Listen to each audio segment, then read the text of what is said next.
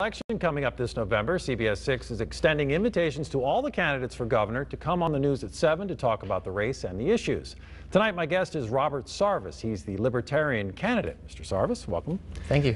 Well, tell us, as a Libertarian, what are the positions that you would take that would differentiate you from the Republican and Democratic candidates in the race? Well, the most important thing is to create an open and free society, both respecting economic freedom and personal liberty.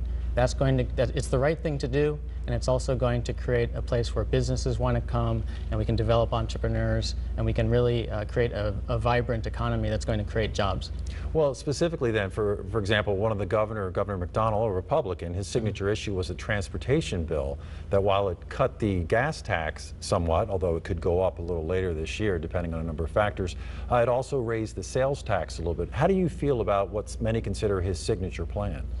I think it's important to fix the way we do transportation. I wasn't a fan of this particular bill, but I do think we should have a better system for developing our infrastructure for a generation or more. And I think moving away from a user pays system, the gas tax wasn't perfect, but it was closer than the sales tax. And I think we really need to move away from the centralized bureaucracy that's deciding, where money is going to be spent throughout the state. Now, there are also a number of social issues that have kind of roiled the state in the last couple of legislative sessions. As a Libertarian, for example, you support gay marriage. Mm-hmm. How can you sell that in Virginia, where the law is marriages between a man and a woman? Well, I think the most important thing to realize is that it's very important for us to be an open and free society where people feel comfortable living their lives, that they're free to live their lives as they see fit, to seek happiness and as they define it.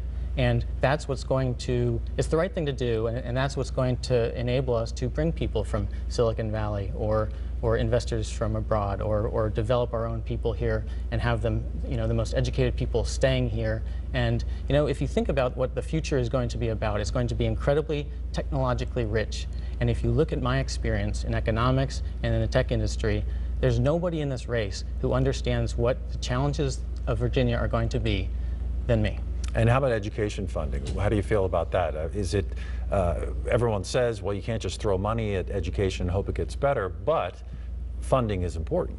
That's right, and one of the two problems that we have is administrative bloat that wastes a lot of money, and the inability to educate a lot of students in a way that gives them job skills when they leave high school and in a way that prepares them for the future. And so what we really need to do is create a lot more innovative education services. And the best way to do that is to get the innovators, which includes teachers and educators and principals, in partnership with parents, rather than politicians and bureaucrats determining how we spend our education dollars. All right, we're just about out of time. Mr. Robert Sarvis, Libertarian candidate for governor, we thank you for coming in. Thank you. And we will be extending the same opportunity to Attorney General Ken Cuccinelli and the Democratic candidate Terry McAuliffe.